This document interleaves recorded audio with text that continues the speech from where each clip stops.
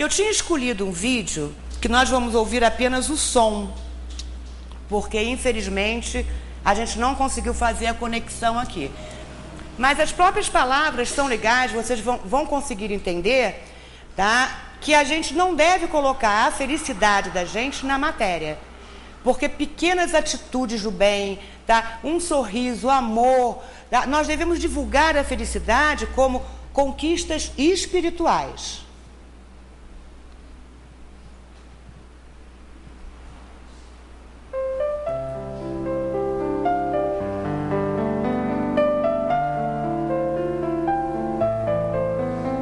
Passamos a vida em busca da felicidade, procurando o tesouro escondido.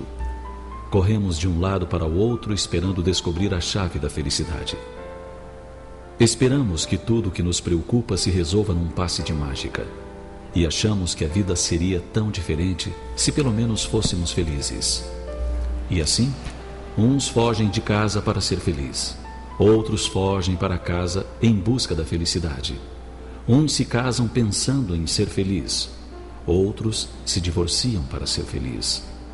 Uns desejam viver sozinhos para ser felizes. Outros desejam possuir uma grande família a fim de ser feliz.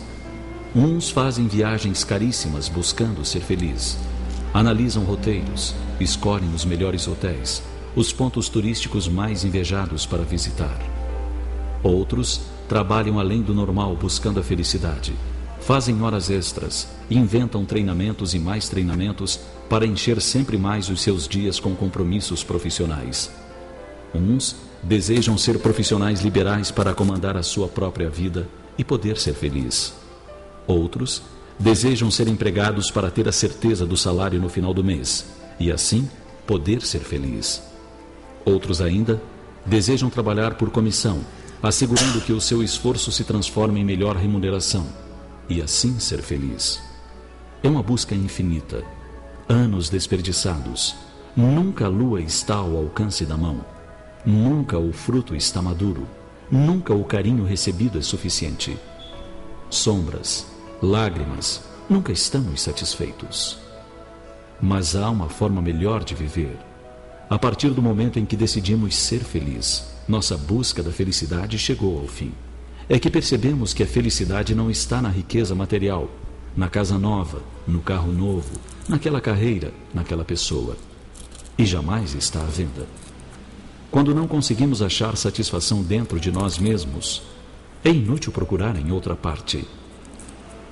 Sempre que dependemos de fatores externos para ter a alegria, estamos fadados à decepção. A felicidade não se encontra nas coisas exteriores. A felicidade consiste na satisfação com o que temos e com o que não temos. Poucas coisas são necessárias para fazer o homem sábio feliz, ao mesmo tempo em que nenhuma fortuna satisfaz a um inconformado. As necessidades de cada um de nós são poucas.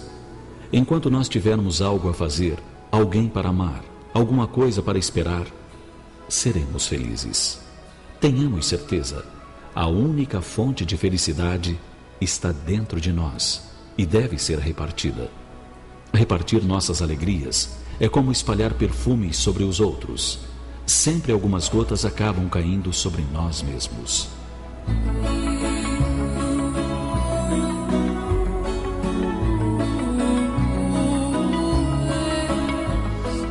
Na incerteza do amanhã, aproveite hoje para ser feliz.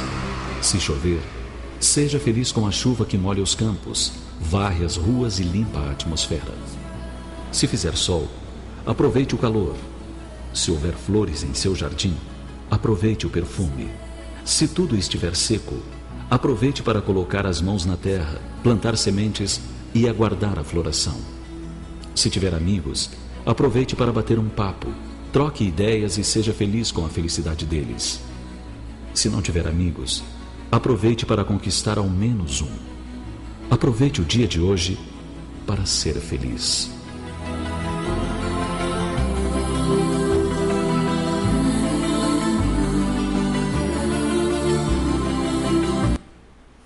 Ou seja, a gente tem que buscar a felicidade nas pequenas coisas e através da nossa transformação. Porque se continuarmos procurando a felicidade em coisas grandes, cada vez mais nos afastamos dela. Que Deus nos abençoe e muita paz para todos. É muito comum a busca da felicidade em lugares errados. Nós todos somos induzidos pelo mundo em que vivemos, pelo tipo de sociedade que compomos aqui na Terra. Nós somos induzidos sempre a buscar a felicidade na fama, no dinheiro ou no poder. E isso faz com que as pessoas, vejam bem, todas as pessoas que cometem assaltos a banco, que fazem tráficos de droga, enfim, que buscam ganhar dinheiro de qualquer forma, elas estão nessa tônica da sociedade humana, que é de ter dinheiro para buscar a felicidade, para ser feliz. Quando, na realidade, como nós estamos vendo aqui, nós temos que entender que felicidade é um estado de alma, é uma coisa que a gente conquista onde quer que a gente esteja, num barraco ou num palácio, ou não conquista se nós não fizermos por onde conquistar. É comum a gente achar que maravilha, agora então as viagens estão sendo pagas em 50 parcelas, 100 parcelas, está estressado, faz um cruzeiro, uma maravilha. Tem até um vídeo na internet, faz um cruzeiro quando estiver estressado, o navio vira para o lado de cá, escorre tudo para o lado de cá. Aí ele vira para o lado de lá, escorre tudo para o lado de lá, um agarrando no outro, mesa, cadeira, só para mostrar cuidado. Você viaja para ser feliz ou para acabar o estresse e acaba entrando numa situação complicada. Mas veja, é uma ilusão, é uma bobagem, uma tolice. Se você estiver muito aborrecido, amargurado, agoniado aqui, e você for para Paris, você vai ficar lá agoniado, enjoado e aborrecido. Se eu sair de lá, então vou para o Canadá, no Canadá vai ser a mesma coisa. Não adianta fugir do lugar que você está para ser feliz.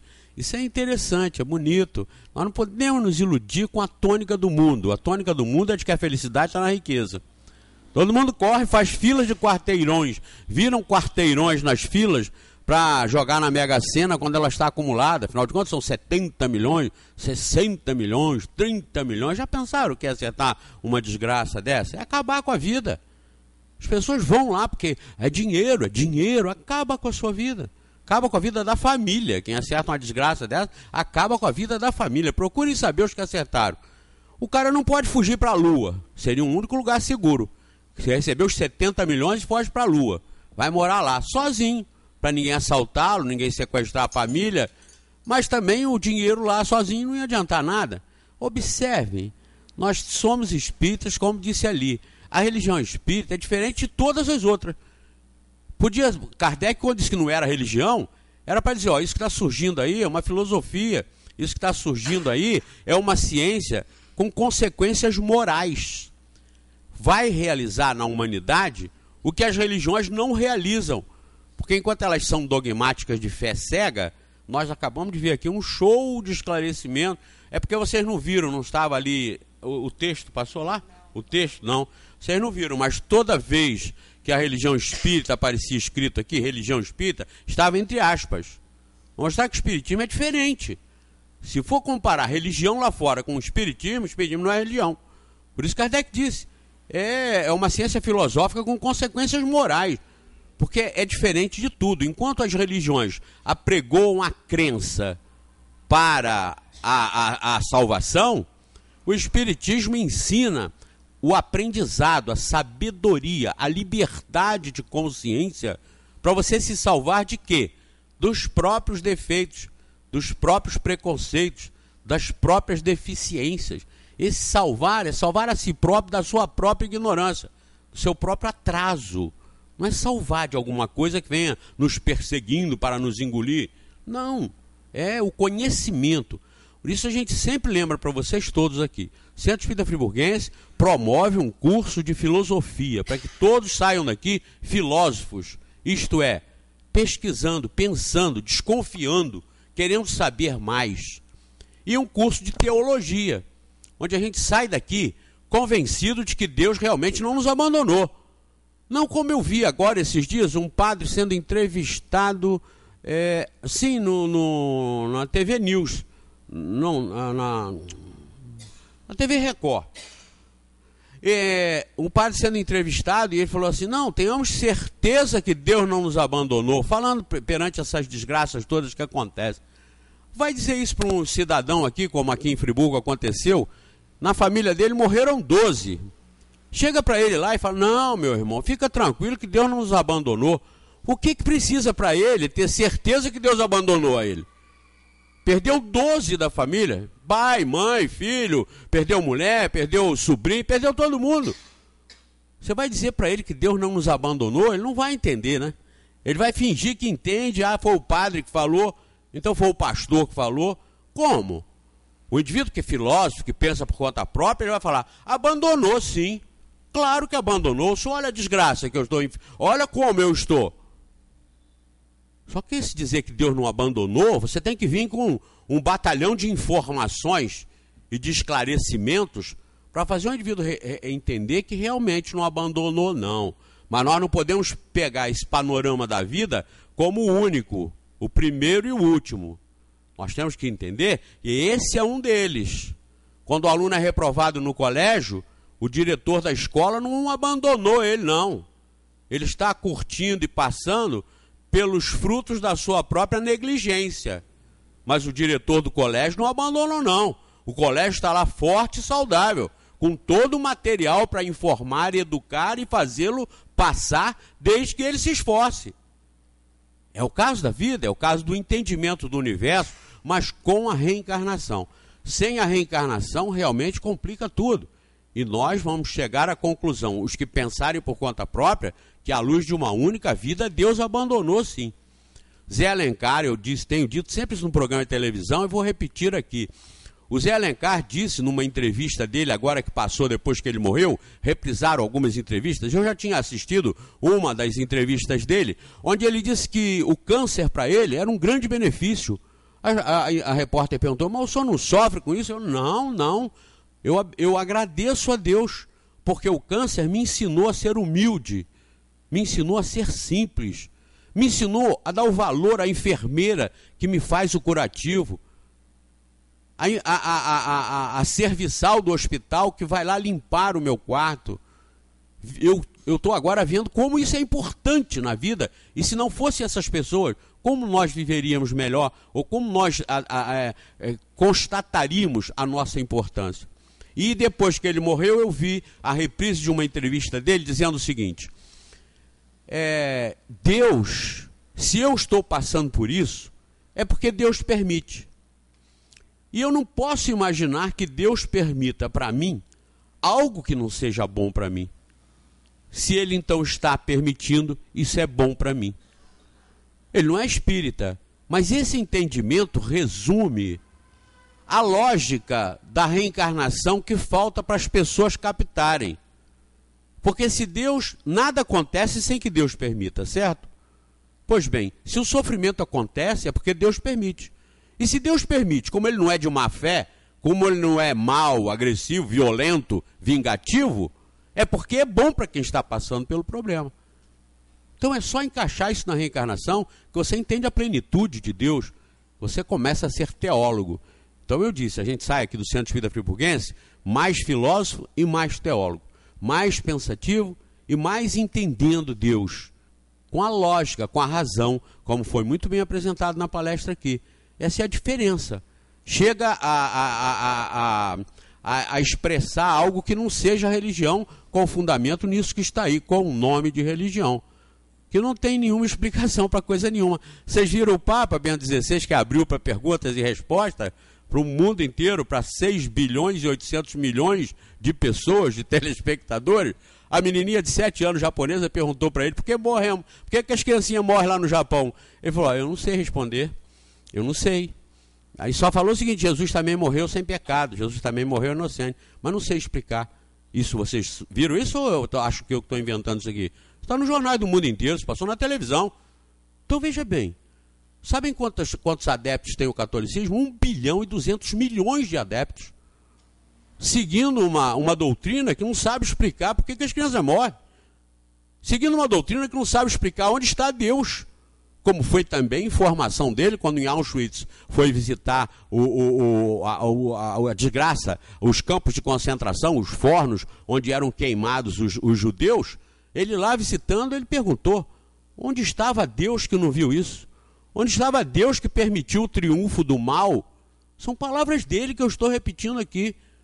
Isso para mostrar para vocês que uma religião, por mais velha que seja, por mais adeptos que tenha, não significa que seja que está esclarecendo a humanidade. E é por isso que todo mundo se diz religioso e todo mundo fica envolvido com violência, com droga, com tragédia, com corrupção e tudo mais. Porque as religiões se tornam incompetentes, inócuas e incapazes de realmente mudar. Por quê? É diferente disso que ela acabou de apresentar aqui. É a religião da razão, é a religião da ciência, é a religião da filosofia, do pensamento.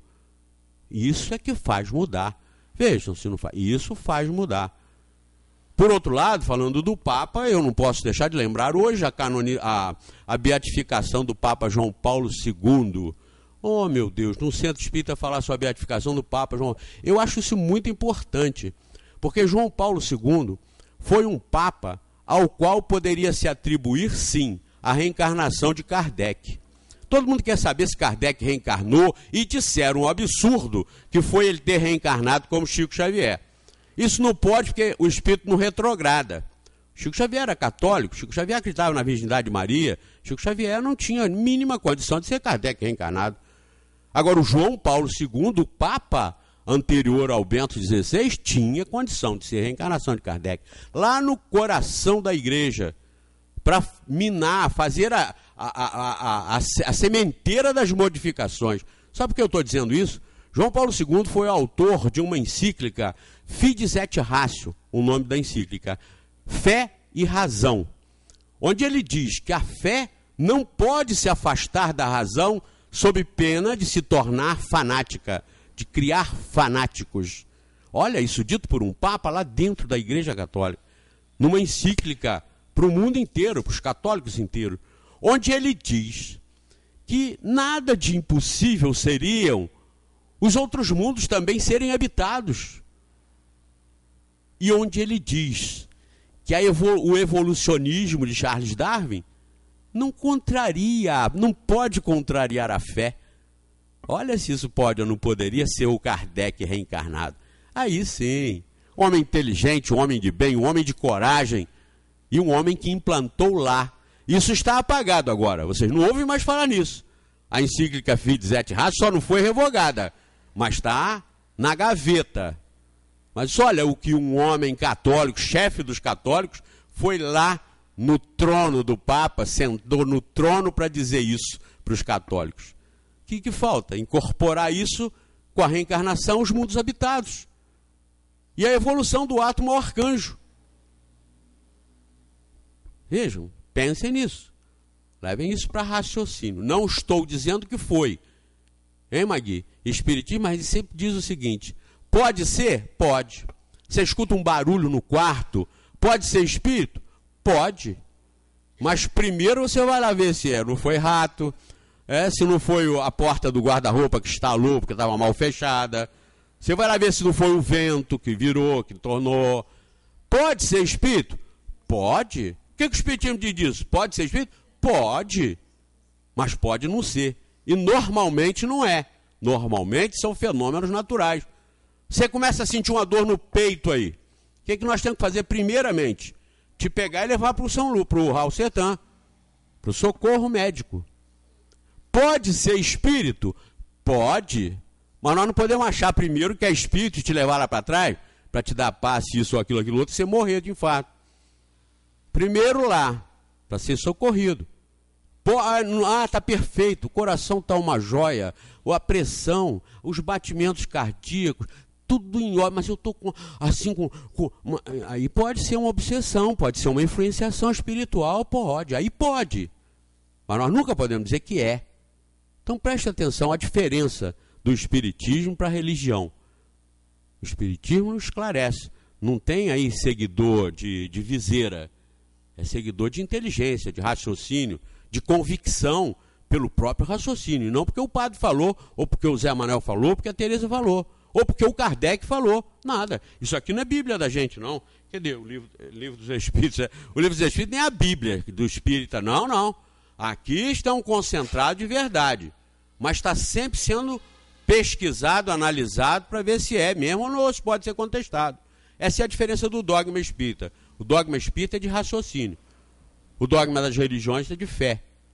E você aí não pode contestar. Isso aqui você pode contestar. Pode, deve, e essa é a nossa obrigação. Só que a gente não consegue contestar isso aqui por enquanto. Eu não tenho conseguido. Só tenho confirmado pela ciência, pelo avanço do pensamento filosófico, nós só temos confirmado tudo isso.